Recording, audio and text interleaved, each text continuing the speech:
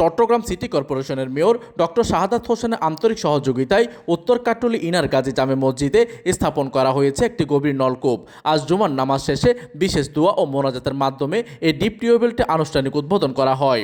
আজ শুক্রবার পবিত্র জুমার নামাজ শেষে মসজিদের পেশ ইমাম মিশকাতুর রহমান আল কাদেরি এই ডিপ টিউবওয়েলটির উদ্বোধন করেন। উদ্বোধন শেষে অনুষ্ঠিত বিশেষ মোনাজাতে বিএনপির ভারপ্রাপ্ত চেয়ারম্যান প্রধানমন্ত্রী তারেক রহমান, মেয়র ডক্টর শাহাদাত হোসেন এবং এই মহতী কাজে সহায়তাকারীদের জন্য মহান আল্লাহর দরবারে প্রার্থনা করা হয়। এই সময় উপস্থিত ছিলেন চট্টগ্রাম মহানগর যুবদলের সাবেক সহসভাপতি শাহেদ আকবর, নগর যুবদল নেতা গাজী ফারুক হোসেন, বিএনপি নেতা মোহাম্মদ ইসমাইল, মোহাম্মদ সোলেমান, আবু সিদ্দিক এবং মোহাম্মদ সেলিম। এই সময় আরও উপস্থিত ছিলেন যুবদল নেতা আক্তার হোসেন, মোহাম্মদ জাহেদ, রেজাউল করিম টিটু, মোহাম্মদ শিবলু, মোহাম্মদ শাহেদ। এছাড়া মসজিদ কমিটির আব্দুল মান্নান, মোহাম্মদ রুবেল, ছাত্রদলের ইমাম মুক্তাদির, মোহাম্মদ নাহিদ সহ স্থানীয় গণ্যমান্য ব্যক্তিবর্গ।